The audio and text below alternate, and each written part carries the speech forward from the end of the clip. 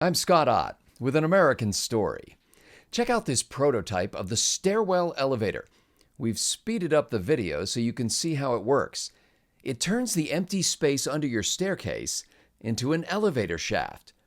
But it's the personal story behind its creation that just might give you a lift.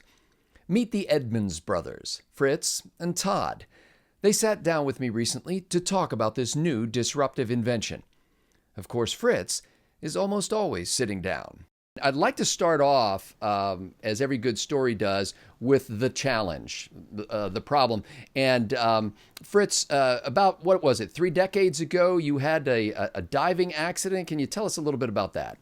Sure. 33 years ago on the 4th of July, we were jacking around in a swimming pool. I took a shallow dive like I'd done 1,000 times before, misjudged it, hit the bottom, and almost drowned. There was no one else around. And I've been paralyzed ever since. And so I've had a lot of challenges, obviously, physically. And my brother Todd is an electrical engineer and has been very, very helpful. We both have kind of been blessed with some creativity, but Todd has been phenomenal in executing and designing and coming up with ideas to just solve our own problems, and the things that I deal with every day.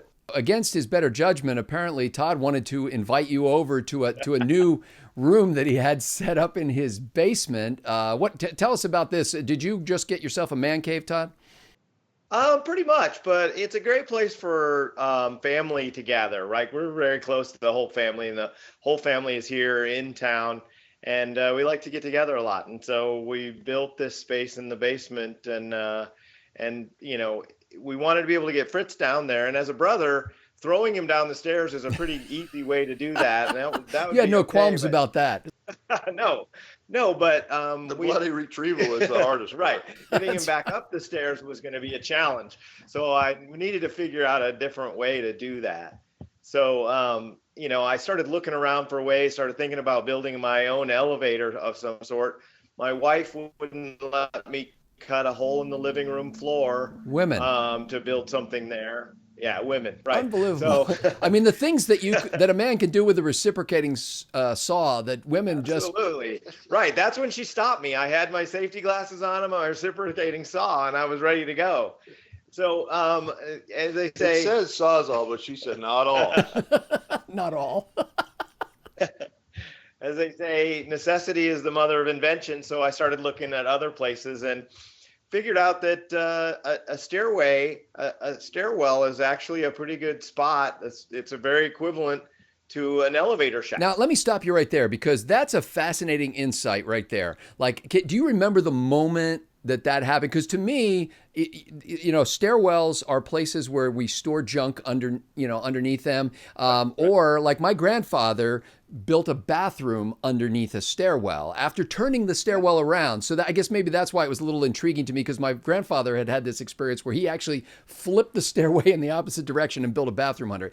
But can you remember the moment where you looked at that and said, hey, wait a minute? Well, actually, yeah, because I was, I was underneath the stairs kind of thinking about this and just wondering how we could get him up or down the stairs, and whether a hoistway or some, okay, maybe something that now goes I'm sorry to alongside interrupt the you stairs. again, but I was underneath the stairs. Okay. Yeah. I like to build. Time out. Time out. I was doing my Harry Potter imitation, Okay. and no, I just I'm always kind of experimenting and looking for different ways to do things, and so I realized that the stairs were only attached at the top by 6 nails, nothing else at the bottom. It was just resting on the ground, attached at the top by 6 nails. As a person That's who where my walks on reciprocating stairs, saw- that makes me a little nervous. Yeah, right. Well, I mean, anyway, that's where my reciprocating saw came in, and because I just quickly cut those nails at the top and realized I could push those stairs out of the way, and went, if I just put a hinge at the bottom of it, those would be hinge right out of the way, and we could run something right up and down there. Now, Fritz, what was tell me how it came to you, like this brilliant idea that your brother had. What was your first encounter with this concept? He told me about it, and I said, "You're going to do what?" and it was great. I mean, first of all, what a cool idea for him to do that in his house for me. and just because he wanted to make it more comfortable and accommodating for me, which that's a pretty nice guy to spend his own money, take all that time and all that effort to build, come up with, find all the parts, and design that for me. It made me feel great. So did he call you, or were you talking? Like, take me back to that moment when that. He called me and he said, I got this idea. I think I can get you in our basement. I need to try something out on you. I think is what I said. You're a guinea pig again. Yeah. And I think there was a scene in Arsenic and Old Lace where there was something about getting them in their basement. Right. Well, he's making me seem nicer because, if it was really that altruistic, or that trying to be nice to him, I think I would have instead had something really engineered very well and built brand new. I just went to junkyards and found parts on eBay and put it all together and said, yeah, this is going to work. You'll be fine at this. So I've got sort of this madcap slapdash thing that I've decided to throw together. And would you mind being the first tester? Well, to be honest, the one that they have now made commercially ready, right? It's not even rolled out yet. We just demonstrated yesterday with the prototype, but it's got a cab, it's got the safety features. The original, nothing like that, and the one we still use, right? It's a flat platform, and there are nails inside the back of the stairwell that if I lean forward, I can catch my head on. Oh, he exaggerates a little bit. I'm assuming you're wearing a bicycle helmet for safety. You know what? I've got a buddy named Tony who thinks I should always wear a bicycle helmet. My kids do call it the Tower of Terror, though. So that's any indication. But unfortunately, towerofterror.com was already taken for your company. Right, exactly. Okay, so you get this idea, you put together the prototype using parts that you purchased on eBay and found in junkyards. Beyond you and Fritz and a few loved ones who already view you as crazy, so you didn't mind telling them about it, like, when did you first sort of come out publicly to somebody respectable?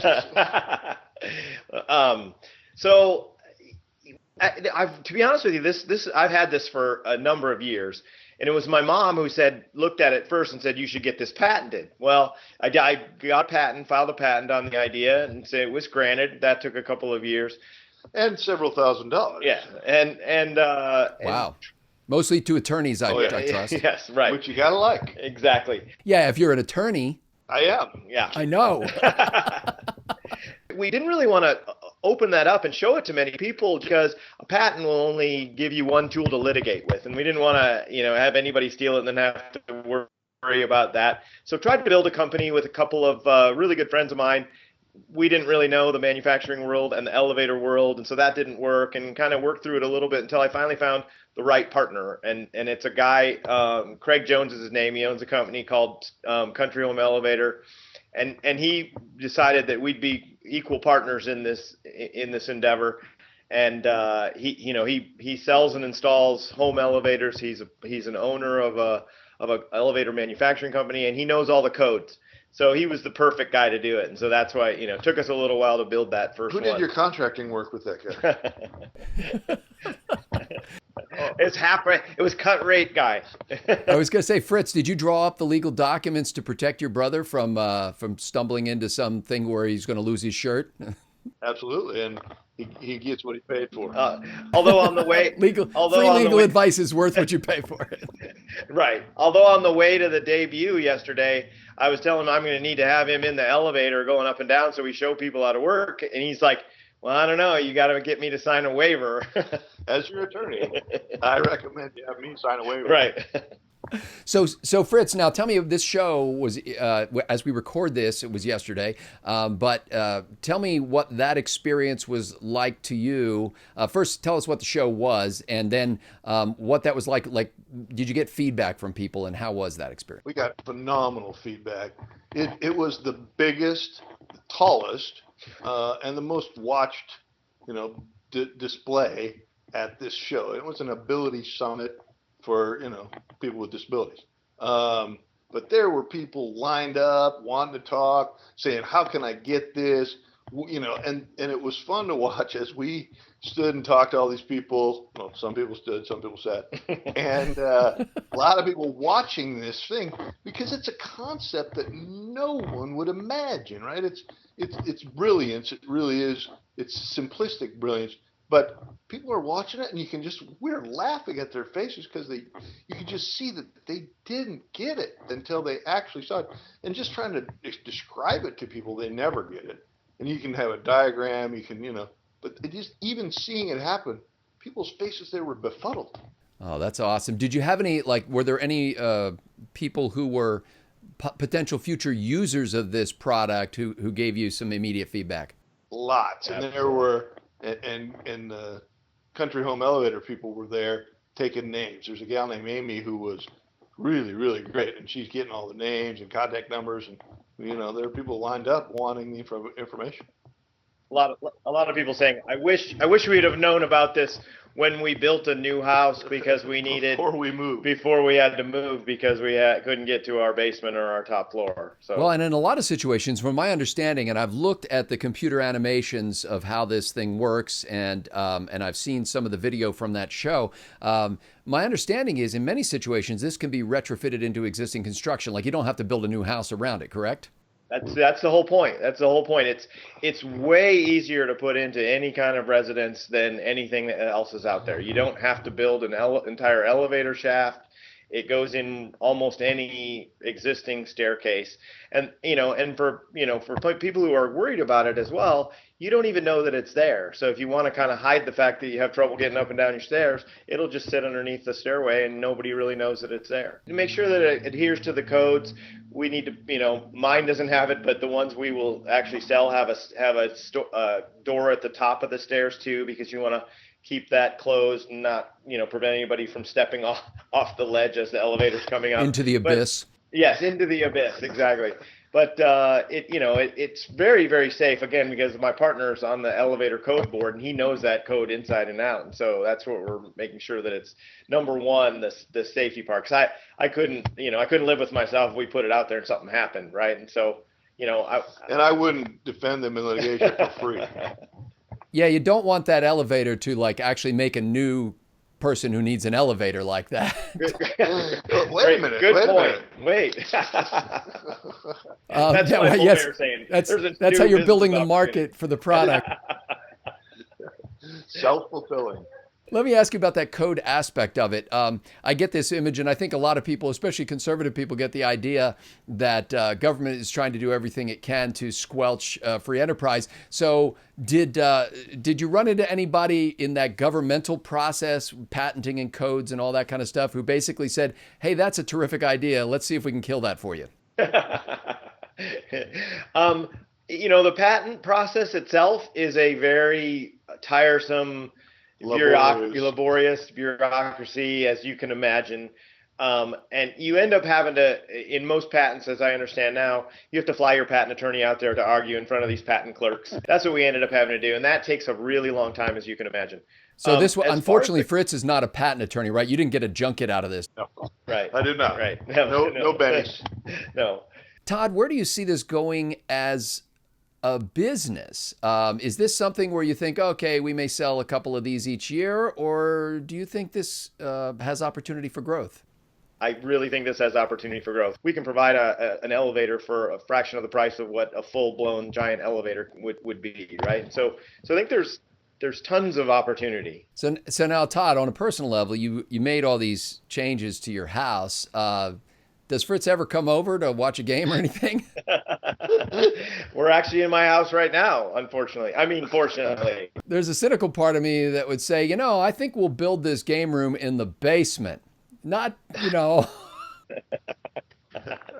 that's where their big screen TV is. But we root for different football teams. So do you come over to his house when he's not there to watch the game you really want to see? Don't tell. When Fritz was describing how Todd introduced the idea to him, I was thinking about an interview I just heard between Tim Ferriss of the 4-Hour Workweek and BJ Novak. I like Tim Ferriss a lot. Yeah. Who's a writer and a comedian and comic writer for The Office and stuff like that. And BJ Novak was basically saying that a great joke is one of those things where it's absolutely surprising and obvious at the same time. Yeah. And this invention struck me as such. You know, it was one of those things where when you first hear of it, you go, wow, that's amazing. Duh. Well, and I thought perfect. you're right. That's a great way to describe it, because that's when I started doing my patent search, thinking there has to be something out there like this. There has to be. And just, it came back no after no. And so I was really surprised. Gentlemen, I want to thank you for taking a little time out to talk to me today. I wish you the best in this endeavor. I think it's exciting, and as time goes on, I hope you'll come back and give me the update whether this turns out to be the great American success story, or both of you are financially ruined by it. Happy to, I think, either way. Yes. Yeah. Thank you. Thanks so much for reaching out and taking the time.